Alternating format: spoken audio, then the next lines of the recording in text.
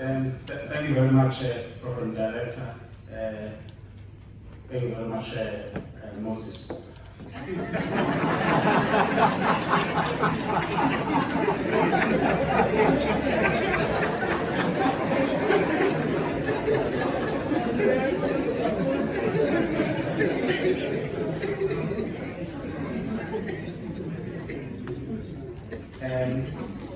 Let me greet the Honorable NEC of Education, Ms. Frazer, and to say that we are so happy that today we are able to convene this strategic planning session so as to all get marching orders in terms of what is it, but also to understand the context in which we are operating. And of course, in unpacking that context, we will be also assisted by our guest speakers, who I also greet and say that we are honored to be with you. You shall be introduced as time goes on, and I'm sure the Program Director will do so. Let me greet all the colleagues. Let me start with the colleagues from our social partners, and particularly the unions who are here. I've seen the leadership of SATU, I've seen the leadership of Frazer, and I think there are leaders from other unions also who may have joined us. We are pleased that you are here, so that you get to know what is it, what challenges we're facing, what are we doing to address those challenges, and where can you lend a hand, as we've always done, in terms of resolving those challenges that we're facing. Even though we operate from the opposite sides of the table, there's something common. Well, as all of us have an interest in the child, and also in the future of the country. And that is why we welcome you, understanding that you have a contribution to make. Let me greet also all my colleagues from all levels of management who are here, and from all our offices, be it district offices and head office, all the senior managers who are with us here this morning. I'm just going to say that, of course, I'm asked to do the purpose, and in doing so, I'll also quickly outline where we are, because this is not the first strategic session that we had. We've had some before. And I looked at last year's one, and I also looked at some of the resolutions that we took in last year's strategic planning session. And part of what is going to happen, both here and in our commissions, in general in our commissions, we will look at some of the resolutions we took last year and what progress have we made in terms of the commitments that we've made. We'll also look at some of the commitments that we have made, or that have been that have come as injunctions from upper structures, like for instance the State of the Nation address, like the State of the Province address, our own NEC's budget commitment, budget split commitments, and some of the things that are of pressing need that we have as a department, which we have to deal with. And I think we start from a point that says that it's important that we gather like this in an atmosphere where all of us have to put on our thinking caps, because from the variety of ideas that are different, we get to grow. We all get to grow, and when we get to grow individually, the system that we're running gets to grow. Because seated here are the leaders of this big system that the Program Director was referring to. Biggest department, in the country really. I mean, if you don't count the SNDF, we are the biggest department in the country. Just in terms of sheer numbers. I mean, if you know that we have about 6,000 schools, the figure keeps changing because we're closing some, we're opening some. We also have about 2.8 learners from grade R to grade 12, and 206,000 learners aged 0 to 4. All of them are in our care, the latter being the cohort that we inherited or that was transferred to us from the Department of Social Development. That makes us a system that is in charge of more than 3 million learners. And we have a staff establishment of 90,057 teachers, and we have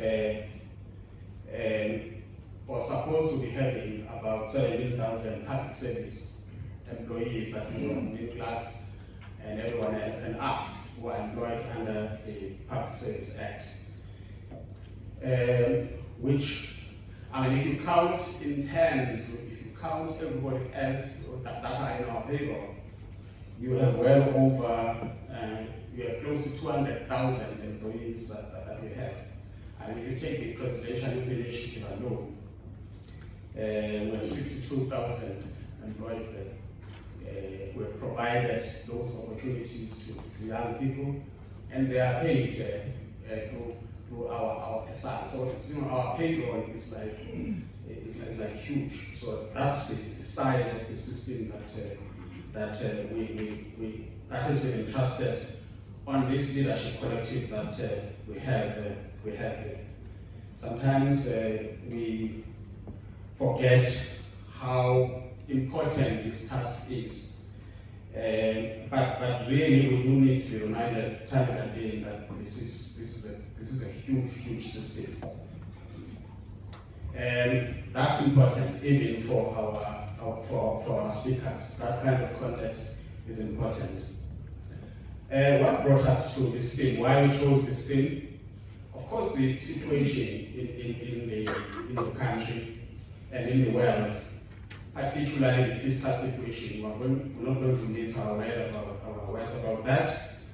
It indicates that all of us have to change the way we are thinking and understand that uncertainty and volatility is becoming an expected part of running our business. But we have a responsibility to make it our top priority to build a balanced approach to risk and return. And remember that our return is measured by the quantity and the quality of learner output or learner attainment, the successes of our learners from all grades, not just from matric, but from all grades. That is what should make us realize whether we are improving or not improving. It is not our success just because we got a clean audit or whatever, but it is the success of the learners, all 3 million of them that are entrusted in our hands. And that's why they are central. Now, I'm going to just run through some of the slides because they are quite routine. But we all know that our government and administration runs on 5-year cycles, and it is in terms of the Public Service Act, it is the MEC or the executive authority who must, of course, lead us in terms of strategic planning processes. In our department, the MEC, in consultation with the Premier and EXCO, has agreed on key goals and objectives for the next 5 years, and has therefore, on the basis of that, signed what in our terms is called a performance agreement, but in the terms used where politicians, the MEC and the Premier sign, it's called a delivery agreement.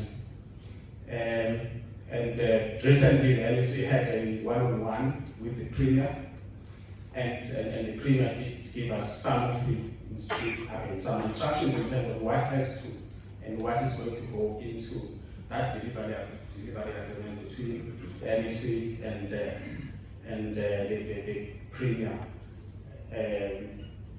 And therefore, it becomes a commitment between our MEC and the people of KZN in terms of what is expected of her, and therefore, by extension, expected of us in the sector that we have been given to lead.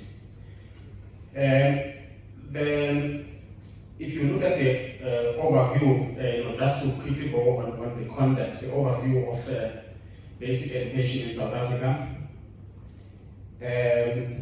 from various pieces of policy, documents, and legislation, including the Constitution, you can see that education is a critical socio-economic right, and it is actually entrenched in the Bill of Rights that basic education should be compulsory in certain ages. There are laws or there are pieces of legislation that guide this. Fourthly, there are also public demands. There are demands that are just necessary for us to deliver quality education. For instance, things like infrastructure. While our core mandate is teaching and learning, quality teaching and learning, but there are things that are contextual to make that quality possible, like infrastructure provision. There are things like learner transport, because quality education must be accessed. And in a context where some of our people find it difficult to access it, it would be just futile to say to talk of quality education when thousands can't access that quality education because of various issues, like, for instance, where they are located and the advantages inherited from the past. Things like textbook delivery, ensuring that every learner has a textbook, and we have to grapple with things like inequalities from the past to try and level the playing field for our learners, because they all are measured with the same measure at the end of the day, but they come from differing circumstances. There are national mandates, of course, aimed at creating policy and legislative framework that is universal in the country. There are also provincial mandates that are given to us, taking into account funding and administrative decisions. And then there are local mandates, like schools have certain policy or policy-making powers, like government bodies, things like code of conduct. All those come from government, from up to the level of the school. And we have challenges there, for example, where a school government body might, as part of this policy, decide that learners must cut their hair, irrespective of this. This is just an example. And thereby violate the provisions of the Constitution. And we find ourselves in the media for all the wrong reasons. So these are the things that we have to look at. And of course, compulsory education. The National Curriculum Framework for 0 to 4 and the caps for grade R to grade 12, as well as the education system itself being divided into foundation, intermediate, and senior phases, as well as FET. Now, closer home, what I was talking about is like this. We have 12 districts, and in total, the totals that each district are there. 280 schools in Amachua and so on. The highest having 743 schools, which is Zululand. And that number of schools is almost equal to the total number of schools in Northern Cape. The number of schools in Zululand. Of course, I did mention that we have 2.8 learners from grades R to 12, plus 206,000 from the 0 to 4 cohort that we just inherited from DST. So the session of strategic planning is coming at this point in time, when there are certain things that are coming closer. When the 6th administration took over in 2019, the National Development Plan 2030 had about 10 years to go. And now the number of years left before that milestone of 2030 is increasing. The last 5 years of this is taking, starting next year. So everything we do now is also going to be part of our reporting to the 6th administration when the term of this administration finishes. But as an administration or as administrators, we have that role to ensure that the handover processes to the next administration run smoothly. And note that I'm saying next administration. I'm not saying next government, next administration.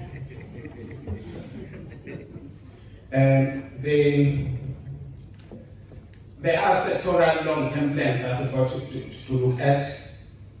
Our own sectoral long-term, and there's the medium-term strategic framework that we've got to look at. There's the PGTP that we've got to look at, that we have to take into consideration as we do this planning. Basically, it's not the beginning, it's basically us reviewing the progress that we've made and the challenges that we've faced, and looking at how we can overcome those so that the commitments in the NDP 2030 are actually fulfilled. There's also the short to medium term planning, which is what we are about today. But while we're planning short medium term, we're also looking at the long term, strategic commitments made by our government. We also have our own APPs, of course, that will be finalizing following this, and go forward with them. Let's quickly look at benchmarking in terms of the priorities for 2019-21 that were outlined. They were outlined as follows. On quality education, we have said we will train teachers, we will ensure that LTSN is provided. On curriculum coverage, we will ensure that we introduce e-learning, or we advance in terms of e-learning. Some of our reports will indicate how far we've gone with that, because e-learning and ensuring that ICT is provided in our schools to enable this, in spite of financial constraints, we will have to record how far we've gone with this.